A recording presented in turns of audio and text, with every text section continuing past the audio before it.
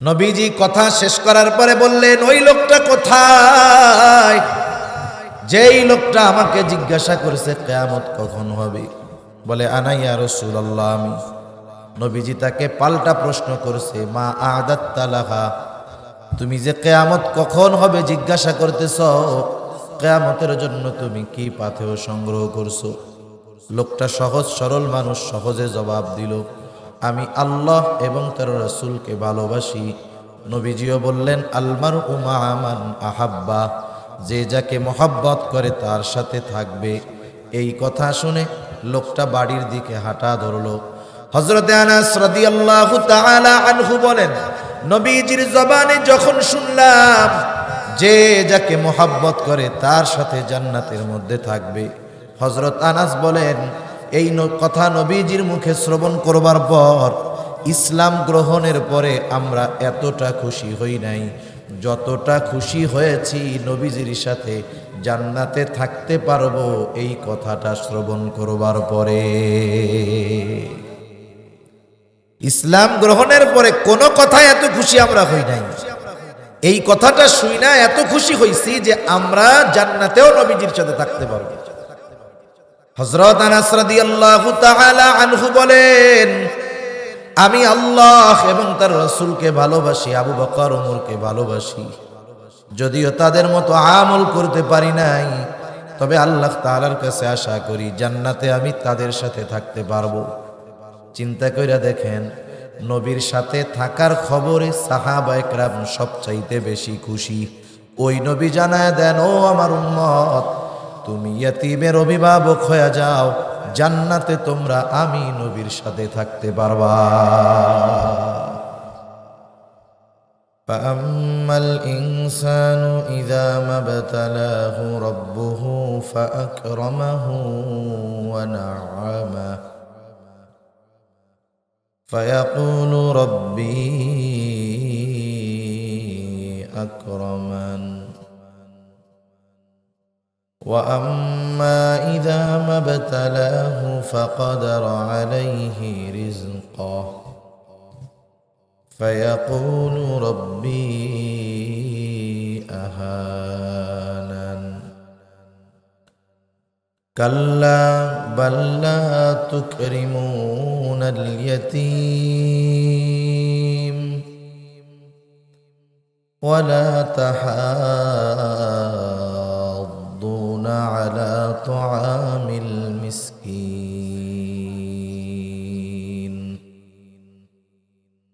وتأكلون التراث أكلا لما وتحبون المال حبا جما صدق الله العلي العظيم. اللهم صل على محمد وعلى آل محمد كما صليت على إبراهيم وعلى آل إبراهيم إنك حميد مجيد. اللهم بارك على محمد وعلى آل محمد كما باركت على إبراهيم وعلى آل إبراهيم إنك حميد مجيد. الحمد لله. ঐতিহ্যবাহী সিলেট জেলার অন্তর্গত জকিগঞ্জ থানাধীন শেরুলবাগ আনোয়ারুল উলুম মুহাম্মাদিয়া মাদ্রাসার উদ্যোগে আয়োজিত ৭২তম বার্ষিক ইসলামী মহাসম্মেলনের সম্মানিত শ্রদ্ধেয় সভাপতি মণ্ডলী, আমন্ত্রিত উলামায়ে কেরাম, সামনে উপস্থিত মুরব্বিয়ানে কেরাম, সমবয়সী যুবক বন্ধু, স্নেহের ছোট ভাই এবং পর্দার অন্তরালে অবস্থানরতা সম্মানিতা শ্রদ্ধা মা ও বোন, দয়াময় আল্লাহ রব্বুল আলামিনের দরবারে অগণিত শুকর যে মহান মালিক আমাদের হায়াতে বরকত দিয়ে সুস্থ রেখে হাদিসের ভাষায় জান্নাতের বাগানে আসার বসার কিছু দিনই আলোচনা করার সুযোগ যেই মহান মানিব আমাদের দান করেছেন, সে মহান মানিবকে খুশি করার জন্য মোহাব্বতের সাথে জবান খুলে অন্তর থেকে আমরা একবার কালিমাতুশ শুকর পাঠ করি, আলহামদুলিল্লাহ। অগণিত দুরুদ ও সালাম সৈয়দুল আম্বিয়া, আশরাফুল আম্বিয়া, খাতামুল আম্বিয়া, ইমামুল মুরসালিন, রহমাতুল লিল আলামিন, মুহাম্মাদুর রাসূলুল্লাহ সাল্লাল্লাহু আলাইহি ওয়াসাল্লামের উপর আমি আপনাদের খেদমতে পবিত্র কোরআনুল কারীমের অন্যতম প্রসিদ্ধ সূরাতুল ফজর থেকে কয়েকটা আয়াত তিলাওয়াত করেছি। আল্লাহ তাআলার কাছে তৌফিক চাই, আল্লাহ তাআলা কিছু কথা আমাকে বলবার সুযোগ দান করেন, যে কথাগুলো আমাদের সবার দুনিয়া এবং আখিরাতের জন্য কল্যাণকর হয়। সকলে বলি আমিন। এ দুনিয়াতে মানুষ যেই বিষয়গুলো, দুনিয়াবি যেই বিষয়গুলো নিয়ে বেশি চিন্তিত হয়, সেই বিষয়গুলোর মধ্যে অন্যতম একটি বিষয় হলো রিজক। রিজক শব্দটা কি আপনাদের পরিচিত? বাংলায় আমরা বলি রিজিক, আরবিতে শব্দটা কি? রিজক। বাংলায় উচ্চারণে বলি রিজিক। এই রিজক শব্দের অর্থ হলো জীবন উপকরণ। জীবন উপকরণ কাকে বলে? এই হায়াতের জিন্দেগি অতিবাহিত করার জন্য যত কিছু প্রয়োজন সব কিছুই রিজিকের অন্তর্ভুক্ত।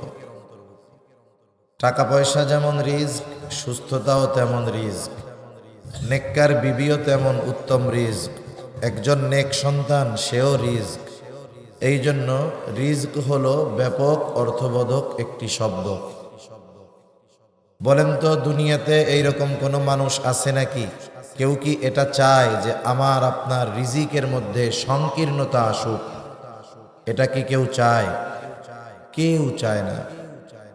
আমরা সবাই দুনিয়ায় সম্মানজনক হালাল রিজিক চাই, প্রশস্ত বরকতময় রিজিক আল্লাহ তাআলার কাছে চাই।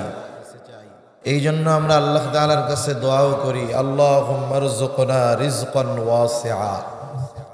আল্লাহ, আপনি আমাদেরকে প্রশস্ত রিজিক দান করেন। আল্লাহুম্মা রযুকনা রিজকান হালালান তাইয়্যিবা, আপনি আমাদেরকে হালাল পবিত্র রিজিক দান করেন। প্রশস্ত বরকতময় হালাল রিজিক আমরা আল্লাহ তাআলার কাছে সব সময় চাই। কিন্তু বলেন তো, সব সময় চাই ঠিক, কিন্তু আল্লাহ তাআলা সব সময় তো প্রশস্ত রিজিক দেন না। মাঝে মধ্যে রিজিক সংকীর্ণতায় আমাদেরকে আল্লাহ তাআলা পতিত করেন। চাওয়ার পরেও পুরোপুরি দেন না। আবার অনেকে না চাইয়াও আমরা দেখি দুনিয়ার অনেক কিছু পায়। এরকম আমরা দেখি কি দেখি না? দেখি।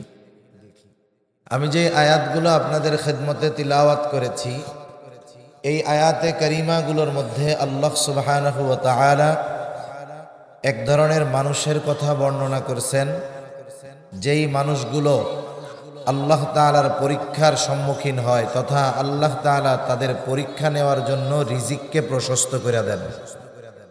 অনেক সময় আল্লাহ বান্দার পরীক্ষা নেওয়ার জন্য রিজিককে প্রশস্ত করেন, অনেক সময় আবার আল্লাহ বান্দার পরীক্ষা নেওয়ার জন্য রিজিককে সংকীর্ণও করেন। এক শ্রেণীর মানুষ আছে, তারা এই বিষয়টা অনুধাবন করতে পারে না। ওরা মনে করে যে আল্লাহ তাআলা মনে হয় ওকে মহব্বত করে, ভালোবাসে, এই জন্যই মনে হয় ব্যাপক অর্থ সম্পদ সম্মানের মালিক আল্লাহ বানাইছে। কিন্তু আল্লাহ তাআলা বলেন, আমি যে তাকে এই সম্পদ দেই, সম্মান দেই, এটা দিয়ে আমি আল্লাহ তার পরীক্ষা নেই। আর ও মনে করে আল্লাহ মনে হয় আমারে ভালোবাসতেছে। এ কথা আল্লাহ তাআলা কোরআনুল কারীমের এই আয়াতের যেগুলো তিলাওয়াত করেছি, এর শুরুতেই আল্লাহ তাআলা বলেন, ফাআম্মাল ইনসানু ইযা মাবতালাহু রাব্বুহু ফাআকরামাহু ওয়া না'আমাহু।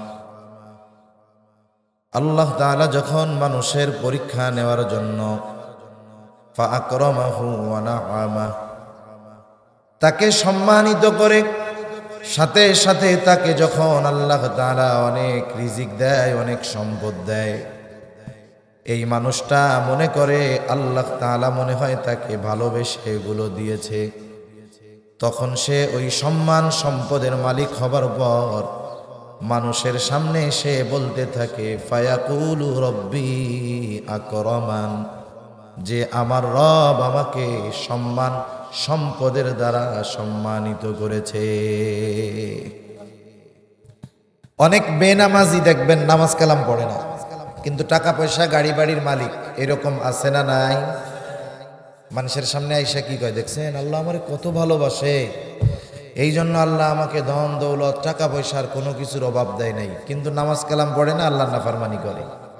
এখন বলেন তো, ও মনে করতেছে আল্লাহ আমাকে ভালোবেসে এগুলো দিয়েছে, অথচ কি আল্লাহ ভালোবেসে দিয়েছে না পরীক্ষা করার জন্য দিছে?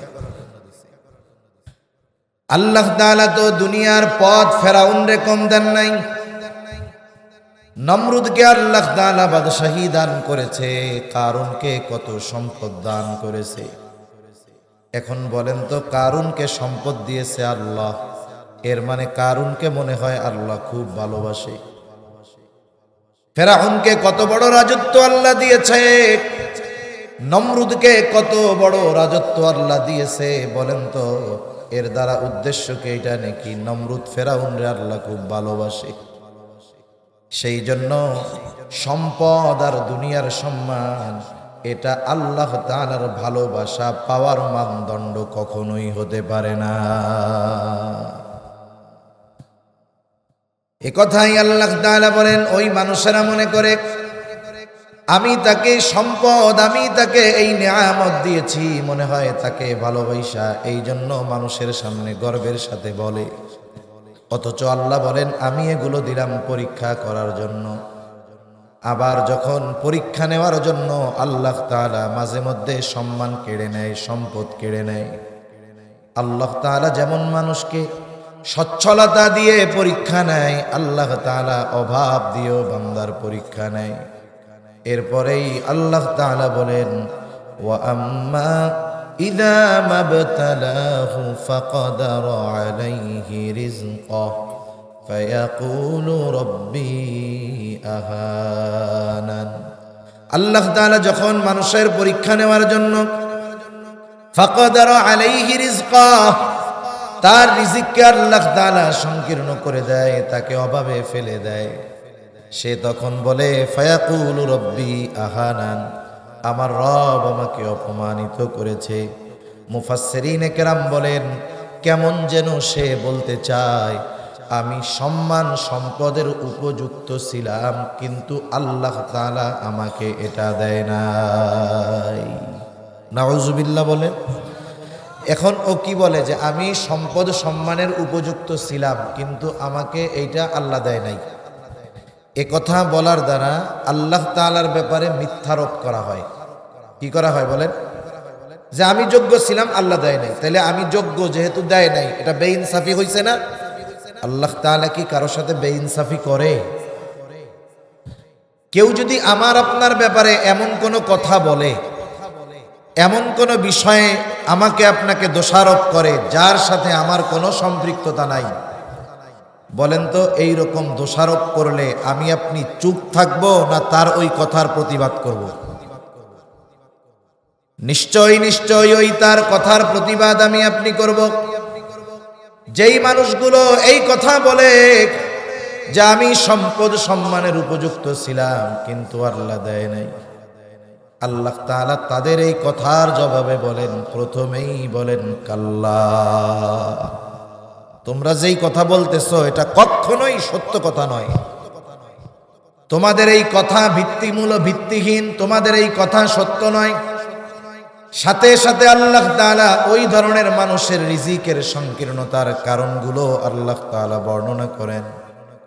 আল্লাহ তাআলা ওই ধরনের মানুষের রিজিক সংকীর্ণতার কারণগুলোর মধ্যে 1 নাম্বার কারণ হিসাবে বলেন, তোমাদের রিজিক সংকীর্ণতার কারণটা কি শোনো, বাল্লা তুকরিমুনাল ইয়াতীম, এমনটা নয় যে তুমি সম্পদ সম্মানের উপযুক্ত ছিলা, আমি আল্লাহ দেই নাই, বরং তোমার রিজিক সংকীর্ণতার এক নম্বর কারণ তুমি ইয়াতিমদেরকে সম্মান করো না। ইয়াতিমদের সম্মান করো না। ইয়াতিমদের সম্মান করার অর্থ কি? ইয়াতিম তো ছোট হয়, ছোট মানুষকে আবার সম্মান কিভাবে করা হয়? মুফাসসিরিনে কেরাম বলেন এখানে উদ্দেশ্য হলো তোমরা ইয়াতিমের হক যথাযথভাবে আদায় করো না। ইয়াতিম সাধারণত দুই শ্রেণীর হয়, একটা হলো ধনী ইয়াতিম আর একটা হলো গরিব ইয়াতিম। ইয়াতিম কিন্তু বাবা অনেক টাকা পয়সা রেখে গেছে, ধন দৌলত রেখে গেছে। আর একজন ইয়াতিম বাবাও কোনো সম্পদ কিছুই রাইখা যায় নাই, এটা গরিব অসহায় ইয়াতিম। সেই জন্য ইয়াতিম ধনী হোক আর গরিব হোক, সকল ধরনের ইয়াতিমের সাথে সদাচরণ করার নির্দেশ আল্লাহ তাআলা দিয়েছে। অনেক সময় আত্মীয় স্বজনের মধ্যে ইয়াতিম থাকে, কিন্তু ইয়াতিম যদি টাকা পয়সাওয়ালা হয় আর কি, তার বাপ টাকা পয়সা রেখে মারা গেছে, এই সম্পদের কারণে ওই ধনী ইয়াতিমের সাথে আমরা ভালো আচরণ করি। আবার আরেকজন তার বাপও গরিব, একেবারে টাকা পয়সা কিছুই রাখা যায় নাই, মারা গেছে, আত্মীয় স্বজন তার খরচ বহন করে, এই যে গরিব ইয়াতিম, ওর সাথে আমরা খারাপ আচরণ করি। ইয়াতিম ধনী হোক আর গরিব হোক, উভয় অবস্থায় তার সাথে ভালো আচরণ করতে হবে। সেই জন্য সদাচরণ হলো সকল ধরনের ইয়াতিমের হক। রাসূল আকরাম সাল্লাল্লাহু আলাইহি ওয়াসাল্লামের কাছে এক লোক আসছে, আয়েশা বলে, ইয়া রাসূলুল্লাহ, আমার অন্তরটা বড় কঠোর, আমার অন্তরটা বড় শক্ত। ইয়া রাসূলুল্লাহ, আপনি আমাকে এমন আমল শিখায়া দেন যে আমল করলে আমার শক্ত হৃদয়টা নরম হয়ে যাবে। রাসূল আকরাম সাল্লাল্লাহু আলাইহি ওয়াসাল্লাম তাকে বললেন, ওমসাহ রাসাল ইয়াতীম ওয়া আতঈমিল মিসকিন, তুমি ইয়াতীমের মাথায় হাত বুলায় দাও আর মিসকিনদের খানা খাওয়াও, আল্লাহ তাআলা তোমার কঠিন হৃদয়টাকে নরম বানায়া দিবে। সেই জন্য মাঝে মধ্যে আমরা ইয়াতীমের মাথায় হাত বুলায়া দিব, ইয়াতীমের সাথে ভালো আচরণ করব। রাসূলুল্লাহ সাল্লাল্লাহু আলাইহি ওয়াসাল্লামকেও আল্লাহ তাআলা নির্দেশ দিয়েছেন, ও পয়গম্বর, আপনি তো ইয়াতীম ছিলেন, ইয়াতীম, আমি আপনাকে ইয়াতীম অবস্থায় পেয়েছি, ইয়াতীম অবস্থায় পেয়ে আমি আপনাকে ছেড়ে দেই নাই। ওয়াজাদাকা ইয়াতীমান ফাআওয়া, আল্লাহ তাআলা রাসূল আকরাম সাল্লাল্লাহু আলাইহি ওয়াসাল্লামের ব্যাপারে বলেন, আমি আপনাকে ইয়াতীম অবস্থায় পেয়েছি, ইয়াতীম অবস্থায় পেয়ে আমি আপনাকে ছেড়ে দেই নাই। আমি আপনাকে ইয়াতীম অবস্থায় পাওয়ার পর যথাযথ লালন পালনের ব্যবস্থা আমি আল্লাহ করেছি। আপনি ইয়াতীম নবী, ইয়াতীমের অবস্থা ভালো বুঝবেন। এই জন্য আপনার প্রতি আমি আল্লাহর নির্দেশ হলো, ফাআম্মাল ইয়াতীমা ফালা তাকহার, আপনি ইয়াতীমদের সাথে কখনোই কঠোরতা অবলম্বন করবেন না।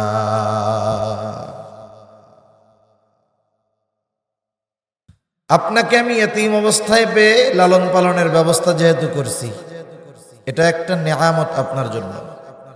এই নেয়ামতের বিপরীতে নির্দেশ, ইবাদত হলো আপনি ইয়াতীমের সাথে কখনো কঠোর আচরণ করবেন না। নবীজিকে বলার দ্বারা উদ্দেশ্য হলো কিয়ামত পর্যন্ত যত মানুষ আসবে এই বিষয়টা আমাদের খেয়ালে রাখা। অনেক সময় বড়কে বলে ছোটদেরকে শিক্ষা দেওয়া হয়। অনেকে বলে না যে দেখ অমুক এত পাওয়ারফুল লোক, তারে ছাড় দেয় নাই আর আমাদের ছাড় দিবে। বলছে যদিও নবীকে, কিন্তু উদ্দেশ্য হলো আমরা, যে আমরা কখনো যেন ইয়াতিমদের সাথে কঠোর আচরণ না করি। ইয়াতিমদের সাথে ভালো আচরণ করা, সদাচরণ করা, এটা হলো নববী সিফাত, নবীজির গুণ। আর ইয়াতিমদের সাথে খারাপ আচরণ করা, এটা হলো আবু জেহেলের কর্ম। আবু জেহেলের বদ অভ্যাস ছিল, সে ইয়াতিমদের সাথে খারাপ আচরণ করত। শুধু তাই না, ইয়াতিমদের সম্পদ সে নিজে ভক্ষণ করে খায়া ফেলত। সেই জন্য ইয়াতিম ধনী হোক আর গরিব হোক, সর্ব অবস্থায় সকল ধরনের ইয়াতিমের সাথে সদাচরণ করব। খারাপ আচরণ করলে তারা কষ্ট পাবে। যার টাকা পয়সা আছে ওই ইয়াতিম, সে চিন্তা করবে, আরে আমার তো আব্বা নাই, আমার বাপ যদি বাইচা থাকতো তাইলে মানুষে আমার সাথে খারাপ আচরণ করতো না। আর যেটা গরিব ইয়াতিম, ও চিন্তা করবে আমার তো টাকা পয়সাও নাই, বাপও নাই, যদি থাকতো তাইলে আমার সাথে মানুষ খারাপ আচরণ করতো না।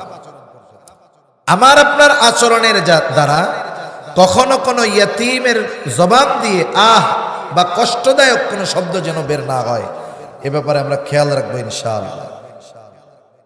সাথে সাথে আমরা যদি পারি ইয়াতিমের অভিভাবক হব, অভিভাবক ইয়াতিমের রক্ষণাবেক্ষণের দায়িত্ব যদি সম্ভব হয় আমরা পালন করব। যেই সমস্ত ইয়াতিম অভাবী, দরিদ্র, গরিব ইয়াতিম, ওই ইয়াতিমগুলোর অভিভাবকের দায়িত্ব যদি আমরা গ্রহণ করতে পারি লাভ আছে। অনেক সময় মাদ্রাসাগুলোর মধ্যে অসহায় দরিদ্র ইয়াতিম ছাত্র থাকে কি থাকে না। আপনি আমি যদি একজন ইয়াতিমের অভিভাবক হতে পারি, আমার বাড়িতে যদি একটা ইয়াতিমকে লজিং রাখতে পারি, কিছুটা খাওয়াইতে পারি, নিজের ঘরের সদস্য বানাইতে পারি, আল্লাহর কসম এতে আমার আপনার লস হবে না। নবীজি এক হাদিসের মধ্যে বলেন, যেই ঘরের মধ্যে একজন ইয়াতিম আছে আর ওই ইয়াতিমের সাথে সদাচরণ করা হয়, ভালো ব্যবহার করা হয়, নবীজি বলেন ওই ইয়াতিমের সাথে সদাচরণ করার কারণে নবীজি বলেন ওই ঘরটা হলো উত্তম ঘর। নবী বলেন ওই ঘর কতই না উত্তম ঘর, যেই ঘরে একজন ইয়াতিম আছে আর ওই ইয়াতিমের সাথে সদাচরণ করা হয়, ভালো ব্যবহার করা হয়। এরপরে নবীজি বলেন ওই ঘর কতই না নিকৃষ্ট ঘর, যেই ঘরে একজন ইয়াতিম আছে আর তার সাথে খারাপ আচরণ করা হয়। বুজুর্গানে দিন উলামায়ে কেরাম বলেন, যেই ঘরে ইয়াতিম আছে আর ওই ইয়াতিমের সাথে ভালো ব্যবহার করা হয়, ওই ঘর আল্লাহ তাআলা রহমত বরকত দিয়া ভরপুর কইরা দেয়। আর যেই ঘরে ইয়াতিম আছে আর ইয়াতিমের সাথে খারাপ আচরণ করা হয়, আল্লাহ তাআলা ওই ঘর থেকে রহমত আর বরকত উঠায়া নিয়ে যায়। এই জন্য আমি তো জানি না, আমি এমনিই বলতেছি আর কি, এই মাদ্রাসায় যদি থাকে ওইরকম ইয়াতিম, দূরের ছাত্র যদি থাকে, যার একটু সামর্থ্য আছে, সে যদি ইয়াতিমকে লজিং রাখে, খাওয়ায়, তার অভিভাবক হয়, বলেন তার লস আছে? কোনো লস নাই।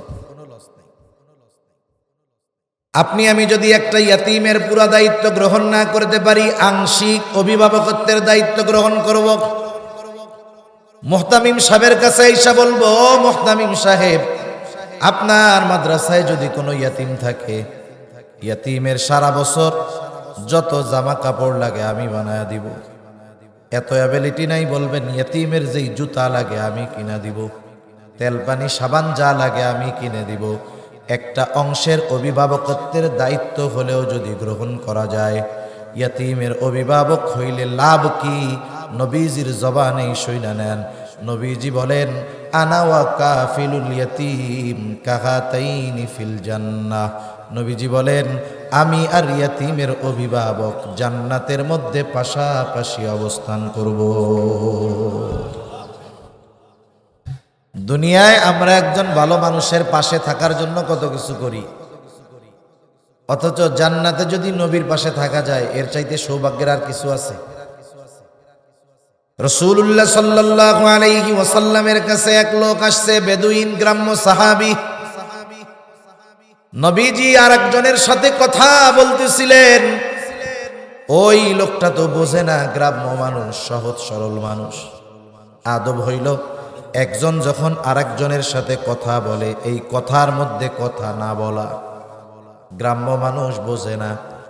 নবীজি আর এক বলতেছে, এর মধ্যেই ওই গ্রামের লোকটা নবীজিকে জিজ্ঞাসা করতেছে, ইয়া রাসূলুল্লাহ মাতাস সাআহ, কিয়ামত কখন হবে? নবীজি কথা শেষ করার পরে বললেন, ওই লোকটা কোথায় যেই লোকটা আমাকে জিজ্ঞাসা করেছে কিয়ামত কখন হবে? বলে, আনা ইয়া রাসূলুল্লাহ, আমি। নবীজি তাকে পাল্টা প্রশ্ন করেছে, মা আ'দাত্তা লাহা, তুমি যে কিয়ামত কখন হবে জিজ্ঞাসা করতেছ, কিয়ামতের জন্য তুমি কি পাথেয় সংগ্রহ করছো? লোকটা সহজ সরল মানুষ, সহজে জবাব দিল, আমি আল্লাহ এবং তার রাসূলকে ভালোবাসি। নবীজিও বললেন, আলমারউ মা মান আহাব্বা, যে যাকে মহব্বত করে তার সাথে থাকবে। এই কথা শুনে লোকটা বাড়ির দিকে হাঁটা ধরলো। হযরতে আনাস রাদিয়াল্লাহু তাআলা আনহু বলেন, নবীজির জবানে যখন শুনলাম যে যাকে মোহাব্বত করে তার সাথে জান্নাতের মধ্যে থাকবে, হযরত আনাস বলেন এই কথা নবীজির মুখে শ্রবণ করবার পর ইসলাম গ্রহণের পরে আমরা এতটা খুশি হই নাই যতটা খুশি হয়েছি নবীজির সাথে জান্নাতে থাকতে পারবো এই কথাটা শ্রবণ করবার পরে। ইসলাম গ্রহণের পরে কোনো কথায় এত খুশি আমরা হই নাই, এই কথাটা শুই না এত খুশি হইছি যে আমরা জান্নাতেও নবীজির সাথে থাকতে পারবো। হযরত আনাস রাদিয়াল্লাহু তাআলা আনহু বলেন, আমি আল্লাহ এবং তার রাসূলকে ভালোবাসি, আবু বকর ওমরকে ভালোবাসি, যদিও তাদের মতো আমল করতে পারি নাই, তবে আল্লাহ তাআলার কাছে আশা করি জান্নাতে আমি তাদের সাথে থাকতে পারবো। চিন্তা কইরা দেখেন, নবীর সাথে থাকার খবরে সাহাবায়ে কেরাম সবচাইতে বেশি খুশি।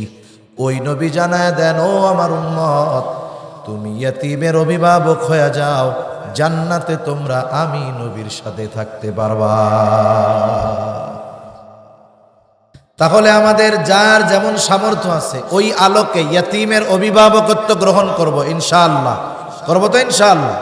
আপনি কিছু নাই যায় বলবেন, হুজুর এই ছেলের সারা বছরের কাপড় কাচার যেই সাবান লাগে আমি এটা কিনা দিব, যতটুক তেল লাগে আমি কিনা দিব, যে কয় জোড়া স্যান্ডেল লাগে আমি কিনা দিব, সারা বছরে 2-3টা লুঙ্গি লাগে আমি তার লুঙ্গির দায়িত্ব নিলাম। এভাবে আংশিক হলেও অভিভাবকত্বের দায়িত্ব গ্রহণ করার চেষ্টা আমরা করব ইনশাআল্লাহ।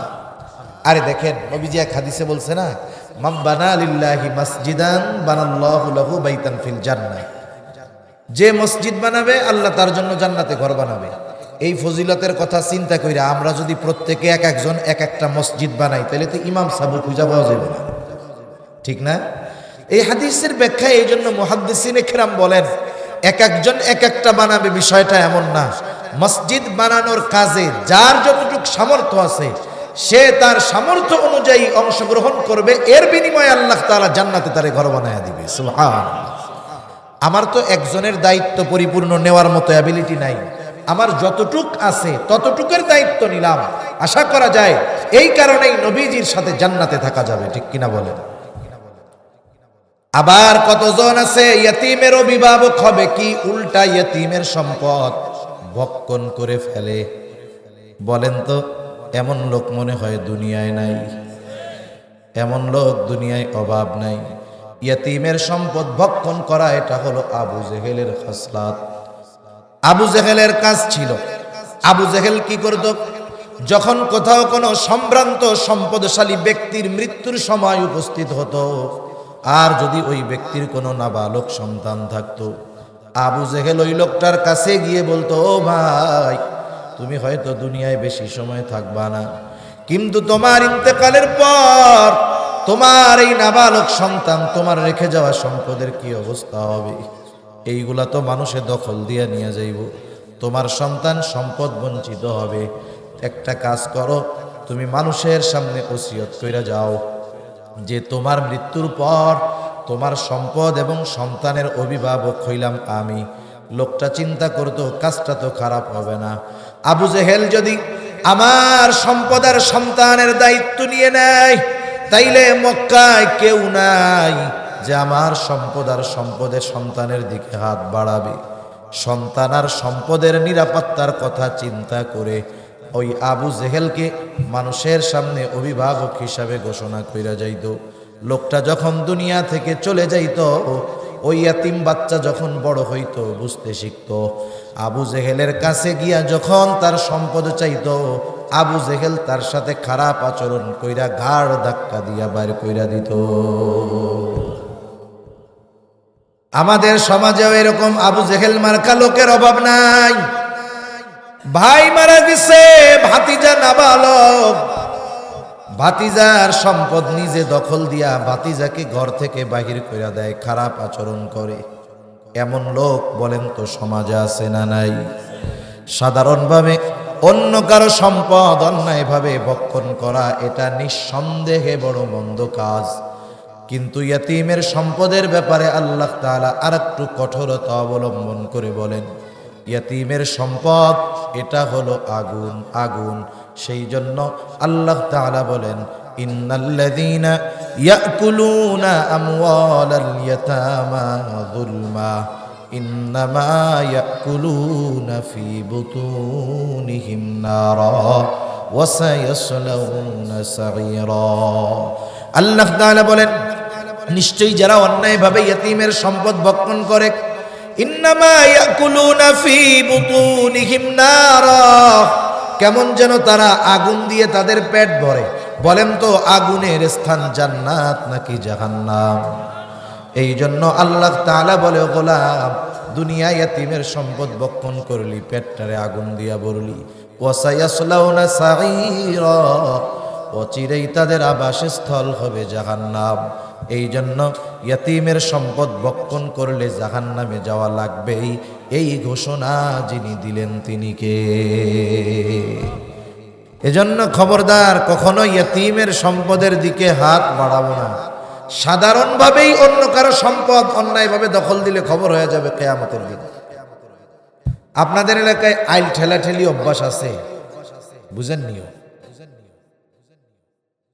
একজনে কুপাইতে কুপাইতে আর একজনের জমির মধ্যে চলে যায়, এই আমল আছে না?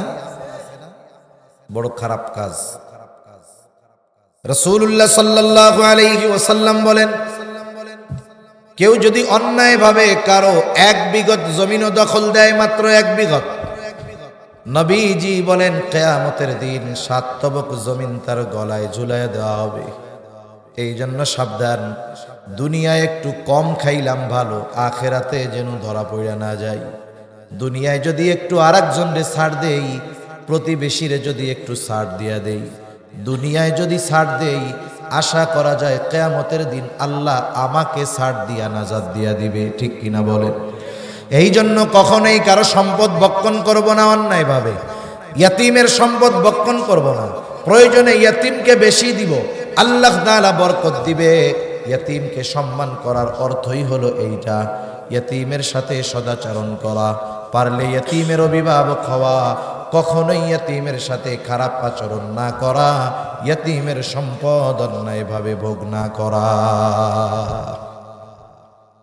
আল্লাহ রাব্বুল আলামিন রিজিক সংকীর্ণতার দ্বিতীয় কারণ বলেন, ওয়ালা তাহাদ্দুনা আলা তুআমিল মিসকিন। আল্লাহ তাআলা বলেন, তারা মিসকিনদেরকে খানা প্রদানে অপরকে উৎসাহ দেয় না। এখানে আল্লাহ তাআলা প্রথম বিষয় উল্লেখ না করে দ্বিতীয় বিষয় উল্লেখ করেছেন। কিছু কিছু সময় এমন হয়, একটা প্রশ্নের জবাব দেওয়ার দ্বারা আগের অনেক প্রশ্নের জবাব অটোমেটিক পাওয়া যায়। আল্লাহ তাআলা বললেন যে তারা অন্যকে মিসকিনদের খানা দিতে উৎসাহ দেয় না, বরং নিরুৎসাহিত করে। এর মানে কি বোঝা গেল? সে নিজেও দেয় না, আর একজনকেও দিতে দেয় না। মনে করেন এক গ্রামে শিক্ষিত মানুষ খুব কম। এখন ওই গ্রামের মানুষ, মুরব্বী যারা আছে, আগের মুরব্বী লেখাপড়া বলতে বুঝে যে ম্যাট্রিক আইএ পাস করলে অনেক শিক্ষিত। এক সময় মানুষ ম্যাট্রিক আইএ পাস করলে গ্রামের মানুষ দেখতে আসতো যে অমুকের ছেলে আইএ পাস করছে। এরকম ছিল না গ্রামে? আগে ছিল। এখন ওই গ্রামের আইএ পাস এর বেশি কেউ নাই, কিন্তু একটা ছেলে লেখাপড়া শিখছে, অনেক লেখাপড়া, ঢাকা ভার্সিটিতে পড়ছে, অনার্স মাস্টার্স কমপ্লিট করছে, সাথে সাথে বিসিএস ক্যাডার হয়ে গেছে। বিসিএস ক্যাডার হলো বাংলাদেশের সর্বোচ্চ শিক্ষিত মানুষ। এখন ওই লোক যখন গ্রামে আসছে, গ্রামের সব মানুষ দেখতে আসছে যে আমাদের এই ছেলেটা নাকি সারা দেশের বড় এক শিক্ষিত মানুষ। সবাই দেখে দেখে কথাবার্তা বইলা চলে গেছে। একজন মুরব্বী দাঁড়িয়ে আছে। মুরব্বী তো জানে যে আইএ পাস করলে সে অনেক বড় শিক্ষিত, ম্যাট্রিক পাস করলে অনেক বড় শিক্ষিত। এখন মুরব্বী দাঁড়ায় আছে, সবাই চলে যাওয়ার পরে ওই বিসিএস ক্যাডার, ভার্সিটি লেভেল পার কইরা বিসিএস ক্যাডার হয়ে বড় চাকরি করতেছে, ওরে জিজ্ঞাসা করতেছে, বাবা তুমি কি লেখাপড়া করছো? বলে চাচা আমি ঢাকা ভার্সিটি থেকে মাস্টার্স শেষ করছি, সাথে সাথে আমি এখন বিসিএস দিয়ে বিসিএস ক্যাডার আমি। এখন মুরব্বী তো বুঝে আইয়া ম্যাট্রিক আইয়া পাস করলে শিক্ষিত। ওরে জিজ্ঞাসা করতেছে, বাবা বুঝলাম তুমি মাস্টার্স হইছো, বিসিএস ক্যাডার হইছো, তুমি কি আইয়া পাস করছিলা আব্বা? বুঝেন নাই? কথা বুঝতে পারছেন? এখন বলেন তো, যে অনার্স মাস্টার্স করলো সে কি ম্যাট্রিক ফেল করলে ওইটা পড়তে পারবে? আইয়া পাস না করলে সে কি অনার্স করতে পারবে? পারবে না।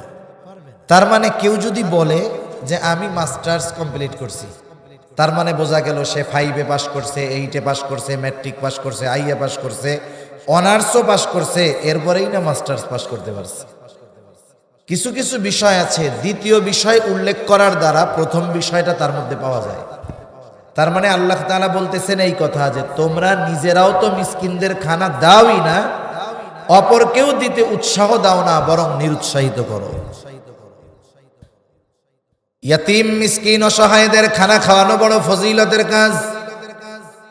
রাসূল আকরাম সাল্লাল্লাহু আলাইহি ওয়াসাল্লামের কাছে এক লোক এসে প্রশ্ন করতেছে, আইয়ুল ইসলামি খাইর, ইসলামের মধ্যে সর্বোত্তম আমল কোনটা? নবীজি ছিলেন উম্মতের রূহানি ডাক্তার, এই জন্য একই প্রশ্ন ব্যক্তি ভেদে নবীজি বিভিন্ন জবাব দিতেন। যার আলোকে যার যেই ব্যক্তির অবস্থা যেমন প্রশ্নের উত্তর হইত ওই ব্যক্তির আলোকে। একই ওষুধ রোগীর পরিবর্তনে, একই অসুখের ওষুধ কিন্তু পরিবর্তন হয়ে যায়। মনে করেন একজনের ব্যথা উঠছে, ব্যথা হইলে ব্যথার বড়ি দিতে হয়, ঠিক না? কিন্তু বলেন তো যার কিডনি ড্যামেজ, এরে কি ব্যথার বড়ি সহজে দেওয়া যাবে নাকি? রুগীর অবস্থা দুই রকম। কিডনি রুগীরে ব্যথার বড়ি খাওয়াইলে ওর কিডনি ফেল হয়ে যাবে, কিন্তু সাধারণ যার কিডনি সমস্যা নাই, ওরে যদি একই ব্যথা হয় ওরে ব্যথার ট্যাবলেট দেওয়া যাবে। এই জন্য প্রশ্ন এক, কিন্তু ব্যক্তির ভিন্নতায় নবীজি একই প্রশ্নের জবাব ভিন্ন রকম দিতেন। রুগীর অবস্থা ভেদে যেমন ডাক্তার ওষুধ দেয়, নবীজিও ব্যক্তির অবস্থা ভেদে একই প্রশ্নের জবাব ভিন্ন ভিন্ন রকম দিতেন, কারণ নবীজি তো উম্মতের রুহানি ডাক্তার ছিলেন। এই ব্যক্তি প্রশ্ন করেছে, আইয়ুল ইসলামি খাইর, ইসলামের মধ্যে সর্বোত্তম কাজ কোনটা, উত্তম আমল কোনটা? নবীজি এই লোকের প্রশ্নের জবাবে বললেন, তুতঈমুত তাআম ওয়া তাকরাউস সালাম আলা মান আরাফতা ওয়া মান লাম তারিফ। তুমি মানুষকে বেশি বেশি মানুষকে খানা খাওয়াও, আর পরিচিত অপরিচিত সবাইকে বেশি বেশি সালাম দাও। নবীজি এক নম্বরে বলছেন মানুষকে খানা খাওয়াও। নবীজি কোনো স্তর বিন্যাস করেন নাই। নবীজি বলেন নাই তুমি গরিবকে খাওয়াও, ইয়াতিমকে খাওয়াও, অসহায়কে খাওয়াও, বরং নবীজি সাধারণভাবে বলছে মানুষকে খানা খাওয়াও। এই হাদিসের আলোকে মুহাদ্দিসিনে কেরাম বলেন, একজন গরিব মানুষ সে যদি কোটিপতিকেও খানা খাওয়ায়, দুনিয়ার স্বার্থে নয় বরং আল্লাহ তাআলার সন্তুষ্টির জন্য, বলেন তো এই খানা খাওয়ানোর মধ্যে ফজিলত আছে না নাই? খানা খাওয়ানোর মধ্যে ফজিলত আছে। আপনি আপনার বিবাহের আয়োজন করেছেন, আত্মীয় স্বজনদের দাওয়াত দিছেন, ছেলের বিবাহ কমিউনিটি সেন্টার ভাড়া করছেন, দাওয়াত দিয়া খাওয়াইলেন, বলেন তো ফজিলত আছে না নাই? জোরে করুন। অনেক জায়গায় দেখবেন খানা খাওয়ায়া টেবিল নিয়ে উল্টা টাকা নেওয়ার জন্য বৈশা থাকে। যদি এই কাম করে তাইলে ফজিলত আছে না নাই? আপনাকে ওইদিকে আছে নাকি এরকম? নাই, কে কইছে ফজিলত? হুজুর খাওয়াইয়া যদি নিয়ত ঠিক রাখি তাইলে আল্লাহ সওয়াব দিব, আর টাকা নিলে তো টাকার লাভ হইল। কি কোন ফজিলত হয় নাই? এই দাওয়াত দিয়ে বিনিময় পাওয়ার আশা টাকা তোলা, এটা হলো দাওয়াতি না, এটা হলো ডাকাতি। এটাকে কি বলে? ডাকাতি। আমরা যাকেই দাওয়াত দেই আমরা খাওয়াবো আল্লাহর জন্য, বিনিময়বিহীন, প্রতিদান আশা করব না কারো কাছে। যাদেরকেই খাওয়াই, অনেক সময় প্রতিবেশী অভাবী দরিদ্র, তারে খানা খাওয়াইল, আশা করে যে আমি বিপদে আপদে পড়লে দৌড়াই আসবে। যদি না আসে বলে তোরে আমি খাওয়াইলাম, তুই আমার বিপদে একটু আসলিও না। এরকম খোটা দেওয়া লোক সমাজে তো নাই মনে হয়? আছে। আমি আপনি যাকেই খানা খাওয়াই না কেন একেবারে বিনিময়ের আশাবিহীন খানা খাওয়াবো। দরিদ্র হোক, ধনী হোক, আর কোটিপতি হোক, আমি কারো কাছ থেকে প্রতিদান আশা করব না। একমাত্র প্রতিদান আশা করব কার কাছে? আল্লাহর কাছে। সাহাবায়ে কেরাম কখনো আশা করত না।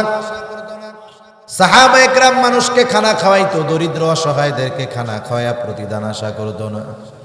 আল্লাহ তাআলা বলেন, ওয়ায়ুতঈমুনা আত-তাআমা আলা হুব্বিহি মিসকিনাও ওয়া ইয়াতীমান ওয়া আসীরা ইন্নামা নুতঈমুকুম লিওয়াজহিল্লাহ।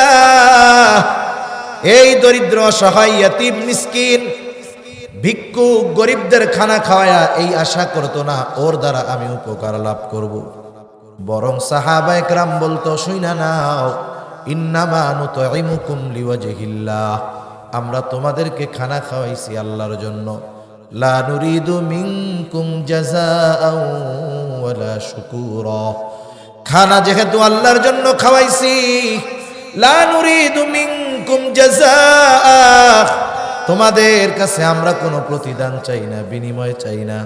শুধু বিনিময় তো নয়, ওয়ালা শুকুরা, আমার খানা খাইয়া আমারে ধন্যবাদ দাও, এটাও আমরা চাই না। কারণ খানা খাওয়াইছি আল্লাহর জন্য, এই খানা খাওয়ানোর প্রতিদান যিনি দিবেন তিনি কে? সেই জন্য সাধারণভাবে খানা খাওয়ানো এটা ফজিলতের কাজ, আল্লাহর জন্য খাওয়াইলেই সওয়াব। 2 নাম্বার, যদি প্রতিবেশী হয়, প্রতিবেশীকে খানা খাওয়ানো এটা আরেক ফজিলতের কাজ। নবীজি এক হাদিসের মধ্যে বলেন, তুমি তোমার তরকারির মধ্যে ঝোলটা বাড়ায়া দাও যাতে প্রতিবেশীর খোঁজ খবর নিতে পারো। আবার দেখেন, প্রতিবেশী যদি গরিব হয় তাইলে খানা খাওয়ানো আরো ফজিলতের কাজ। বরং অভুক্ত প্রতিবেশীকে খানা খাওয়ানো এটা ঈমান সম্পৃক্ত বিষয়। এক তো প্রতিবেশী, আবার অভুক্ত দরিদ্র। এজন্য নবীজি সাল্লাল্লাহু আলাইহি ওয়াসাল্লাম বলেন, লাইসাল মুমিন আল্লাযী ইয়াশবাউ, ওই ব্যক্তি মুমিন নয় যে নিজে পেট ভরে খায়, তার প্রতিবেশী অভুক্ত থাকে। এই জন্য চিন্তার বিষয় ভাই, আমি নামাজ পড়ি, তাহাজ্জুদ পড়ি, আওয়াবিন ইশরাক নফল ইবাদত করি, সব আমল ঠিক আছে, কিন্তু আমার প্রতিবেশী যদি অভাবী হয়, অভুক্ত হয়, অভুক্ত কাটায়, আর এই দিক দিয়া যদি আমি পেট ভরে খাই, নবীজি বলেন, অভাবী অভুক্ত প্রতিবেশীকে রাইখা তুমি পেট ভইরা খাইলা, তুমি তাহাজ্জুদ গুজারি হইছো, কিন্তু ইমানদার পূর্ণরূপে হইতে পারো নাই। এজন্য আমার আপনার প্রতিবেশী যদি অভাবী দরিদ্র থাকে, খোঁজ খবর রাখবো তো ইনশাআল্লাহ। এই যে রজব মাস চলে আসছে, নবীজি রজব মাস আসলেই দোয়া করতেন, আল্লাহুম্মা বারিক লানা ফি রজবা ওয়া শাবান ওয়া বাল্লিগনা রমাদান। আল্লাহ, আপনি আমাদেরকে রজব শাবানের বরকত দান করেন, আমাদেরকে রমজান পর্যন্ত পৌঁছায়া দেন।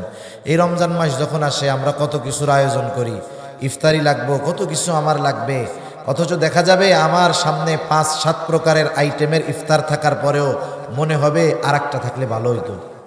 অথচ দেখা যাবে আমার প্রতিবেশীও রোজা রাখছে, ও পান্তাবাদ চিনেন তো, পানি দিয়া ভাত, লবণ নিয়ে একটা মরিচ নিয়ে বৈশা আছে, আজান দিলে ইফতার করবে।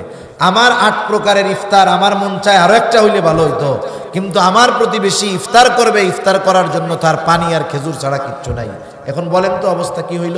এজন্য আমরা এখন থেকে প্রস্তুতি নিব, যার অ্যাবিলিটি আছে, আমার প্রতিবেশীর অবস্থা কেমন কি আমরা জানি কি জানি না, আমরা আগের থেকেই বলে দিব যে, এই শোনো তোমরা